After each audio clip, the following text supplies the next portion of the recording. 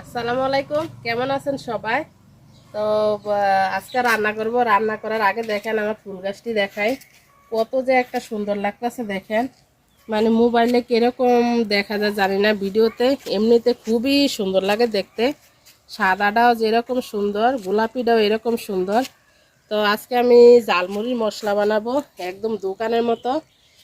যেহেতু বৃষ্টির দিন আইতেছে, তো বৃষ্টির দিনে যাদের যাদের আমার মতো টিনের ঘর আছে, তো বৈশা বৈশা ঝালমুড়ি খাইবেন বানাইয়া। তো চলেন ঝালমুড়ির মশলা বানাইতে কি কি লাগে আপনাদের দেখাই। তো আমি এখানে আদা, রসুন আর পেঁয়াজ নিয়ে নিছি, পাড়ায় বাটবো। তো এগুলা প্রসেস করার আগে চলেন একটা মশলা আমি আগে গুলাই রাখি। কি কি মশলা গুলাই চলেন দেখাই আপনাদের। তো আমি হলুদের গুঁড়া দিয়ে দিলাম 2 চামচ, কারণ মুড়ি মাখাইলে একটু হলুদ হলুদ হইলে ভালো হয়। আর মরিচের গুঁড়া দিলাম 1 চামচ, আর পরে আবার কাঁচা মরিচ যাইব। তো এটা হচ্ছে কিনা মশলা, চটপটির মশলা এটা। তো 1 চামচ দিয়ে দিলাম। আর দিয়া দিব জিরা গরম মশলার গুঁড়া 1 চামচ। আমি আস্ত জিরা গরম মশলা দিব না। তো জিরার গুঁড়া দিয়ে দিলাম 1 চামচ। তো আমি এই মশলাটা পানি দিয়ে গুলে রাখা দিব কতক্ষণ। তো একদম বাটা মশলার মতো হয়ে যাবে এই মশলাটা পানি দিয়ে গুলে রাখলে। তো মশলাটা আমি দেখেন কত সুন্দর করে গুলাই নিছি। তো মশলাটা এক সাইডে রাখে আমি যেগুলা পাড়ায় বাটবো মশলা ওগুলা বাইটটা নেই, এতক্ষণ মশলাটা ভিজানো থাক।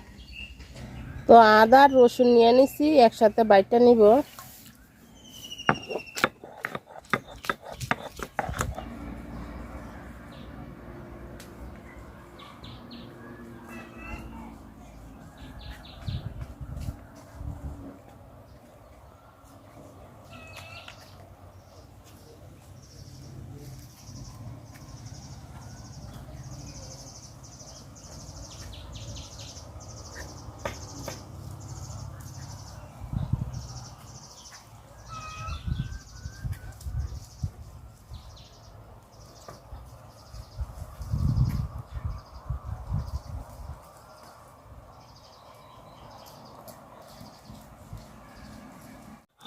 তো আদা রসুনটা আমি সুন্দর করে বাইটটা নিছি।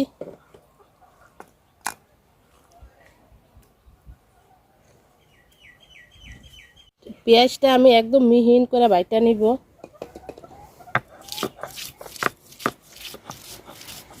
তো পেঁয়াজটা দেখেন আমি একদম মিহি করে বাইটটা নিচ্ছি। তো তুলে নিব। বৃষ্টির দিন, এখন তো বৃষ্টি আইতেছে, কালবৈশাখী ঝড় শুরু হইব। তো এই জন্য আমি মশলাটা বানাই রাখি, এটা 1-2 মাস অনায়াসে রাখা খাওয়া যাইব। যখন তখন মুড়ি দিয়ে মাখাইলেই ঝালমুড়ি হয়ে যাব। তো তেল দিয়ে দিলাম, যেহেতু মশলা এটা, তো মশলাটা আমি বুনা করব, তো তেল একটু বেশি করে দিলাম। তো তেল গরম হয়ে গেছে, আমি আগে পেঁয়াজ বাটাটা দিয়ে দিলাম।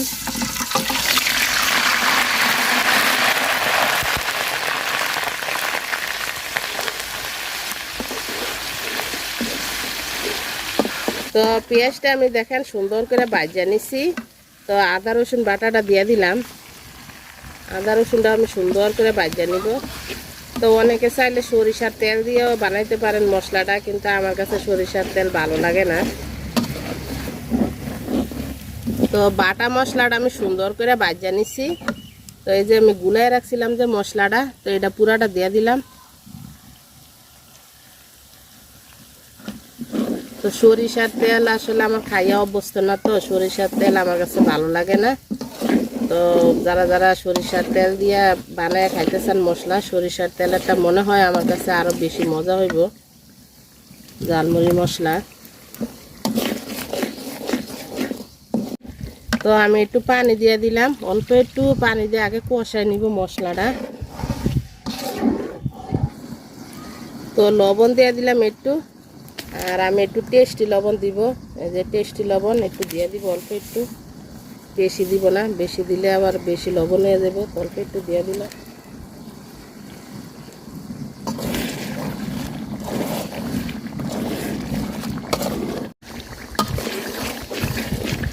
মশলাটা দেখেন আমি সুন্দর করে কষাই নিছি, কিন্তু মশলাটা পাতলা পাতলা।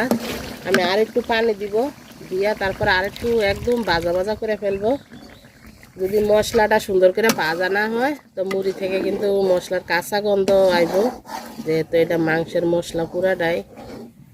তো ঝালমুড়ি মশলাটা দেখেন আমি খুব সুন্দর করে কষে নিছি। এই যে দানা দানা হয়ে গেছে মশলাটা, তো আমার হয়ে গেছে, মশলাটা নামাই নিব এখন। তো মশলাটা আমি একটা বাটিতে ডাইলা নিব। বাটিটাও আমি পানি নাই, বাটিতে আমি সুন্দর করে মুচ্ছা নিছি। তো ডাইলা ঠান্ডা করে নিব একটু, তারপরে বয়মে ভরবো। আগে চলেন মুড়ি মাখায়া খাই, তারপরে বয়মও রাখবো। এই যে নিচেতে লাগিয়েও গেছে গা, দেখেন কষাইতে কষাইতে পাতিলের নিচে লাগিয়ে গেছে গা। আর মশলাটা কি সুন্দর দেখা যাইতেছে। তো ঝালমুড়ির দোকান দিয়ে দিছি আজকে। তো চলেন দেখি কি দিয়ে ঝালমুড়ি বানাই, আসেন কি কি কাইটা নিছি। তো এই যে মশলাটা আমি যে বানাইছি, এই যে মুড়ি নিয়ে নিছি। তো এই মশলাটা দিয়ে দিলাম 2 চামচ, বেশি করে দিলাম। আর এই যে আমি এখানে মরিচ আর হচ্ছে ধনিয়া পাতা কাইটা নিছি। তো মরিচ আর ধনিয়া পাতা দিয়ে দিলাম। আর দিয়ে দিব এই যে পেঁয়াজ কুচি। তো পেঁয়াজ কুচি দিয়ে দিলাম।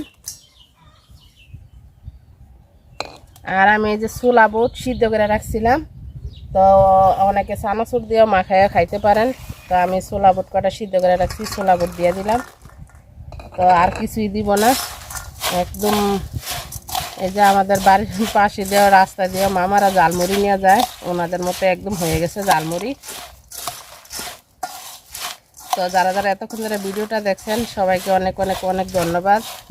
আল্লাহ হাফেজ, আসসালামু আলাইকুম। সবাই খুব ভালো থাকেন, আর এভাবে ঝালমুড়ি মশলা বানায় রাখেন।